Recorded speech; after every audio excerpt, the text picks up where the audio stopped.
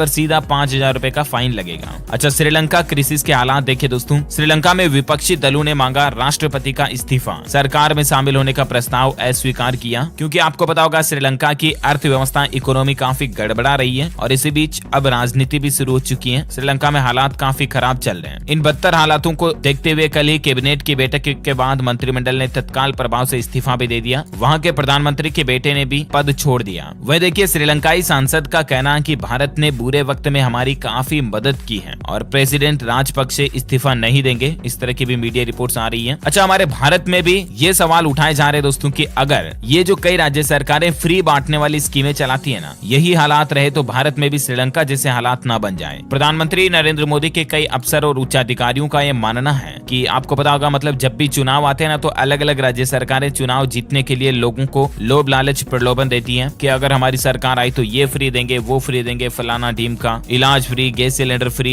Bank खाते में सीधे पैसे आएंगे। मतलब कई राज्य सरकारें जो लोगों को लुभावने वाले ऑफर देती हैं, लालच देती हैं कि अगर हमारी सरकार आती है ना तो ये होगा, वो होगा, राइट। लेकिन क्या आपने सोचा कभी इससे आम आदमी को तो फायदा होगा, लेकिन एटलीस्ट देश को बड़ा नुकसान होता है। वो कैसे, जरा समझिए आप। अगर लोगों को बैठे बैठे घर बैठे ही सरकार खाना पानी राशन दे दे फ्री में, इलाज फ्री में दे दे, तो लोग बाग काम क्यों करेंगे, मेहनत क्यों करेंगे? फिर तो कमा खाना ही छोड़ देंगे ना। तो इससे एटलीस्ट देश की युवा शक्ति का जो वर्क है, जॉब है, वो प्रभावित होता है। और जब देश के सभी लोग काम करना ही छोड़ देंगे तो देश का विकास कैसे होगा, देश में अर्थव्यवस्था आगे कैसे बढ़ेगी, देश में डेवलपमेंट कैसे होगा, राइट। इसीलिए मतलब सरकारों को स्कीमें, योजनाएं देना ठीक है, मतलब एक लेवल तक ठीक है, लेकिन लोगों को सब कुछ फ्री देना, ये देखा जाए तो देश के आर्थिक विकास और डेवलपमेंट के लिए बिल्कुल भी सही नहीं है। और ऐसे ही मसलों को लेकर प्रधानमंत्री के अधिकारियों का मानना है कि देश में ऐसे फ्री स्कीमें देने और लोगों को ऐसे फ्री चीजें बांटने से ही श्रीलंका में ऐसे हालात अभी पैदा हो रहे हैं। देश में अर्थव्यवस्था इतनी गिर गई कि एक चाय का कप 100 रुपए का आ रहा, दूध 2,000 रुपए किलो, लाइट की सप्लाई नहीं हो रही, मतलब नोटों की पैसों की कोई वैल्यू ही नहीं रही। तो कुल मिलाकर के कहने का मतलब फ्री स्कीमों और इकोनॉमिक के बीच एक बैलेंस होना जरूरी है, राइट। अच्छा,